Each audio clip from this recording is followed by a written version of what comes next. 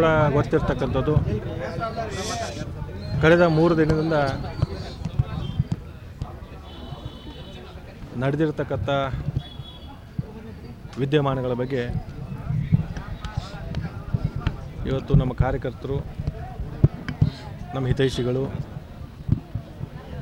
ನಮ್ಮ ಅಭಿಮಾನಿಗಳು ಸುಮಾರು 25-30 ವರ್ಷಗಳಿಂದ ನಮ್ಮ ತಂದೆಯವರಿಗೆ ಬೆನ್ನೆಲುಬಾಗಿ ನಿಂತಿರ್ತಕ್ಕಂಥ ಸಮಸ್ತ ಅಥಣಿ ಕ್ಷೇತ್ರದ ಮಹಾಜನತೆ ಈ ನಡೆದಿರ್ತಕ್ಕಂಥ ಒಂದು ಷಡ್ಯಂತ್ರದ ವಿರುದ್ಧ,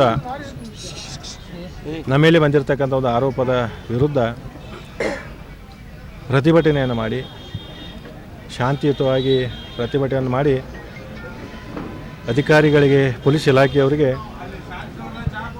ಒಂದು ಮನವಿ ಪತ್ರವನ್ನು ಕೂಡ ಕೊಟ್ಟಿರ್ತಕ್ಕಂಥ ಸಂದರ್ಭದೊಳಗೆ ಇವತ್ತು ಅವರೆಲ್ಲರಿಗೂ ಕೂಡ ತಮ್ಮ ವಾಹಿನಿ ಮುಖಾಂತರ ಈ ಪ್ರತಿಭಟನೆಯಲ್ಲಿ ಭಾಗವಹಿಸಿ ಶಾಂತಿಯುತವಾಗಿ ಈ ಪ್ರತಿಭಟನೆ ಯಶಸ್ವಿ ಮಾಡಿರ್ತಕ್ಕಂಥ 10-15 ಸಾವಿರ ಕಾರ್ಯಕರ್ತರಿಗೆ, ಅಭಿಮಾನಿಗಳಿಗೆ ತಮ್ಮ ವಾಹಿನಿ ಮುಖಾಂತರ ಅವರೆಲ್ಲರ ಪಾದಗಳಿಗೆ ಹಣೆ ಹಚ್ಚಿ ಧನ್ಯವಾದಗಳನ್ನ ಈ ಸಂದರ್ಭದಲ್ಲಿ ಹೇಳಿಕ್ಕೆ ಬಯಸ್ತೀನಿ. ಸರ್, ಮಾನ್ಯ ಘಟನೆ ಏನಾಯಿತು?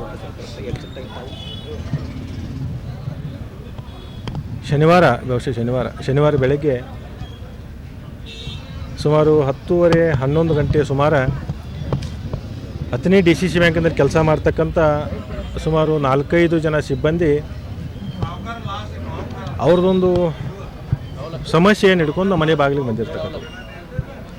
ಸಮಸ್ಯೆ ಏನಪ್ಪ ಅಂತಂದ್ರೆ, ಆ ಸಿಬ್ಬಂದಿಗಳಿಗೆ ಈ ಯೂನಿಯನ್ ಅಧ್ಯಕ್ಷರಾಗಿರ್ತಕ್ಕಂಥ ನಿಂಗಪ್ಪ ಕರೇಣವರವರು ನಾನೊಂದು 80 ಲಕ್ಷ ರೂಪಾಯಿದು ಒಂದು BMW ಕಾರ್ ತೊಗೋಬೇಕಾಗಿದೆ, ಯೂನಿಯನ್ದವ್ರು ಎಲ್ಲರೂ ಸೇರಿ ನನಗೆ ಹಣ ಸಂಗ್ರಹ ಮಾಡಿಕೊಡ್ಬೇಕು, ಅದಕ್ಕೆ ಅಥಣಿ ಸಿಬ್ಬಂದಿ ವತಿಯಿಂದ ಪ್ರತಿಯೊಬ್ಬರು 10-15 ಸಾವಿರ ರೂಪಾಯಿ ನನಗೆ ನೀವು ಕೊಡಬೇಕು ಅಂಥೇಳಿ ದುಡ್ಡು ಕೇಳ್ತಾ ಇದ್ದಾನೆ ಅಂಥೇಳಿ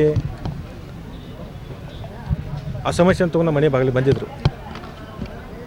ಆವಾಗ ನಮ್ಮ ತಂದೆಯವರು ಏನು ಹೇಳಿದ್ರು ಅಂದರೆ, ಆ ಸಿಬ್ಬಂದಿಯವರಿಗೆ, ಅಥಣಿಯಲ್ಲಿರ್ತಕ್ಕಂಥ ಸಿಬ್ಬಂದಿಯವರಿಗೆ, ನಿಮ್ಮ ಬ್ಯಾಂಕಿನ ಅಧ್ಯಕ್ಷದ, ನಿಮ್ಮ ಬ್ಯಾಂಕಿನ ಉಪಾಧ್ಯಕ್ಷದ, ನಿಮ್ಮ ಯೂನಿಯನ್ ಇದೆಯಪ್ಪ, ಅಲ್ಲಿ ಹೋಗಿ ನಿಮ್ಮ ಸಮಸ್ಯೆನ ಬಗೆಹರಿಸಿ ನಮ್ಮ ಕಡೆಯಿಂದ ಸಮಸ್ಯೆ ತರಬೇಡಿ ಅಂತ ಹೇಳ್ಕೊಂಡಾಗ ಸಡನ್ನಾಗಿ ಅವನು ನಿಂಗಪ್ಪ ಕರೇಣವ್ರು ನಮ್ಮ ಮನೆ ಒಳಗಡೆ ಬಂದ. ಅವತ್ತು ಬಂದಂಥ ಸಂದರ್ಭ ನಮ್ಮ ತಂದೆಯವ್ರು ಏನಂದ್ರೆ, ನೋಡಪ್ಪ ನೀನು ಯೂನಿಯನ್ ಅಧ್ಯಕ್ಷ ಇದೆ, ನಿಮ್ಮ ಸಮಸ್ಯೆ ಇದೆ, ನೀವು ಹೋಗಿ ಅದೇನು ಸಮಸ್ಯೆ ಐತೆ ನಿಮ್ಮ ಬ್ಯಾಂಕಿನ ಬಗೆಹರಿಸ್ಕೊಂಡು ನೀವು ನಮ್ಮ ಮನೆಗೆ ಬರೋಕ್ಕೆ ಹೋಗ್ರಿ ಅಂತ ಹೇಳಿದಾಗ ನಮ್ಮ ತಂದೆಯವರು ಏಕವಚನದಲ್ಲಿ ಮಾತಾಡ್ತಕ್ಕಂಥದ್ದು.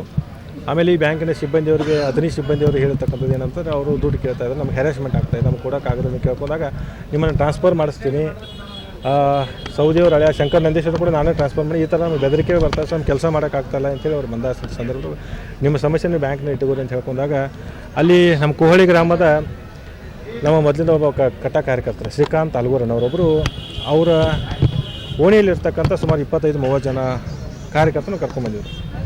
ಅವ್ರು ಕರ್ಕೊಂಡ್ಬಂದ ಸಮಸ್ಯೆ ಏನಪ್ಪ ಅಂತಂದರೆ, ಕುಡಿಯೋ ನೀರಿನ ಸಮಸ್ಯೆ ಆಗ್ತದೆ, ನಮ್ಮೊಂದು ಬೋರ್ವೆಲ್ ಹಾಕ್ಸ್ಕೊಟ್ರಿ ಅಂತ ಹೇಳ್ತಾರೆ. ಆ ಸಂದರ್ಭದಾಗ ಅವ್ರು ಏನಂದ್ರು, ಕೋಹಳಿ ಅವರು, ನಮ್ಮ ಸಮಸ್ಯೆ ಕೇಳೋಕೆ ಟೈಮ್ ಎಲ್ಲಾಗೈತಿ ನಿಮಗೆ ಅಂತಂದ್ರೆ ನಿಮ್ಮದೊಂದು ಏನು, ನೀವು ದಯವಿಟ್ಟು ನಿಮ್ಮ ಬ್ಯಾಂಕಿನ ಸಮಸ್ಯೆ ನಿಮ್ಮ ಬ್ಯಾಂಕ್ನ ಇಟ್ಟುವ್ರಿ, ಇಲ್ಲಿ ಯಾಕೆ ತಂದ್ರಿ ಅಂತಂದಾಗ ಅವ್ರಿಗೂ ಸ್ವಲ್ಪ ಮಾತು ವಾಗ್ವಾದ ಆಯಿತು. ಅವರೊಂದು ಏಟು ಹೊಡೆದ್ರು, ಇವರೊಂದು ಏಟು ಹೊಡೆದು ಸಮಸ್ಯೆ ಆಗಿ ಅವರು ಕೆಳಗಡೆ ಬಂದಾಗ ಕಾಲು ಜೇರಿ ಬಿದ್ದು ಅಲ್ಲಿ ಟೇಬಲ್ ಕಣ್ಣು ತಲೆ ಹತ್ತಿ ಅವರು ರಕ್ತ ಬಂತು ಅಂಥೇಳಿ ಅವ್ರು ಕೇಳಕ್ಕೆ ಸಿಕ್ಕೈತಿ. ಆದರೆ ಇವತ್ತು ನಿಂಗಪ್ಪ ಕರೇಣವರು ಮಾಡ್ತಕ್ಕಂಥ ಆರೋಪ ಏನಪ್ಪ ಅಂತಂದರೆ, ಲಕ್ಷ್ಮಣ್ ಸವದಿಯವರು ಹೊಡೆದ್ರು, ಚಿದಾನಂದ ಸವದಿಯವರು ಹೋದರು, ಈ ಥರ ಆರೋಪನ ಮಾಡ್ತಾರೆ. ಬಹುಶಃ ನಿಂಗಪ್ಪ ಕರೇಣವರು ಇವರಿಗೆ ಕೇಳಿಕ್ಕೆ ಬಯಸ್ತೀನಿ, ಶನಿವಾರ ಅವರು ಕಾರ್ಯನಿರ್ವಹಿಸ್ತಕ್ಕಂಥದ್ದು ಕುರ್ಚಿ ಡಿವಿಷನ್ ರಾಯಬಾಗ್ ತಾಲೂಕಿನಲ್ಲಿ. ಅವತ್ತಿನವರು ರಜೆನೂ ಹಾಕಿರಲಿಲ್ಲ. ಶನಿವಾರ ವರ್ಕಿಂಗ್ ಡೇ. 11-11:30 ಸುಮಾರು ಇವರು ಕೆಲಸಕ್ಕೆ ಹೋಗೋದು ಬಿಟ್ಟು ಅಥಣಿಯಲ್ಲಿ ಏನು ಮಾಡ್ತಾಯಿದ್ರು, ಶನಿವಾರ ಕೆಲಸಕ್ಕೆ ಹೋಗೋದು ಬಿಟ್ಟು ಅಥಣಿಯಲ್ಲಿ 11:30 ಸುಮಾರು ಅಥಣಿಯಲ್ಲಿ ಏನು ಮಾಡ್ತಾಯಿದ್ರು, ನಮ್ಮ ಮನೆಗೆ ಬರೋ ಕಾರಣ ಏನಿತ್ತು, ನಾವೇನು ಇವ್ರನ್ನ ಕರೆಸಿರ್ಲಿಲ್ಲ, ನಮ್ಮ ಮನೇನು ಬಾ ಅಂತ ಹೇಳಿರಲಿಲ್ಲ, ಬೇಕಂದ್ರೆ ಅವ್ರು ನಾವು ನಮ್ಮ ಮನೆಗೆ ಬಾ ಅಂತ ಅವ್ರು ಹೇಳ್ತಾ ಇದ್ದಾರೆ, ಅದಕ್ಕೆ ಸಾಕ್ಷಾತ್ರಿ ಏನಾದರೂ ಕೊಡಬೇಕು ಅವರು.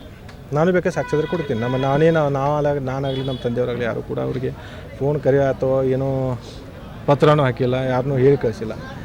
ಮನೆ ಬರೋ ಅವಶ್ಯಕತೆಯೂ ಇಲ್ಲ. ಅನಾವಶ್ಯಕವಾಗಿ ಬಂದು ಅದೊಂದು ಷಡ್ಯಂತ್ರ, ಬಹುಶಃ ಇದು ಪ್ರೀಪ್ಲ್ಯಾನ್ ಮಾಡ್ಕೊಂಡೇ ಈ ಥರ ಒಂದು ಇಶ್ಯೂ ಮಾಡಬೇಕು, ಅವ್ರ ಮೇಲೆ ಒಂದು ಆರೋಪ ತರಬೇಕು, ಸಿಬ್ಬಂದಿನ ಎಲ್ಲರೂ ಹೆದರಿಸುವಂಥ ಕಾರ್ಯಕ್ರಮ ಅವರೇನೋ ಮಾಡಬೇಕಂತೇಳಿ ಹಾಕೊಂಡು ಬಂದಿದ್ರು. ಉದ್ದೇಶ ಇದ್ರ ಹಿಂದೆ ಐತೆ ನಮಗೆ ಬಹುಶಃ ನಮ್ಗೆ ಸಂಶಯ ಬರ್ತಾಯಿದ್ರಿ. ಬರುವಂಥ ದಿನಮಾನ ಒಳಗೆ ಇದನ್ನು ನಿಷ್ಪಕ್ಷಪಾತವಾಗಿ ಇದು ತನಿಖೆ ಆಗಬೇಕು. ಇದ್ರ ಹಿಂದೆ ಯಾರಿದ್ದಾರೆ ಅವ್ರ ಹೆಸರು ಬಯಲಿಗೆ ಅಂತ ಕೆಲಸ ನಾವು ಮಾಡ್ತೀವಿ. ನಿನ್ನೆ ಸಾಯಂಕಾಲ ನನಗೂ ಕೂಡ ಸುದ್ದಿ ಬಂತು, ತಂದೆಯವ್ರ ಮೇಲೆ ನನ್ನ ಮೇಲೆ FIR ಆಗಿರ್ತಕ್ಕಂಥದ್ದು. ಬಹುಶಃ ಪೊಲೀಸ್ ಇಲಾಖೆಯವರು ನಿಷ್ಪಕ್ಷಪಾತವಾಗಿ ತನಿಖೆ ಆಗಬೇಕು.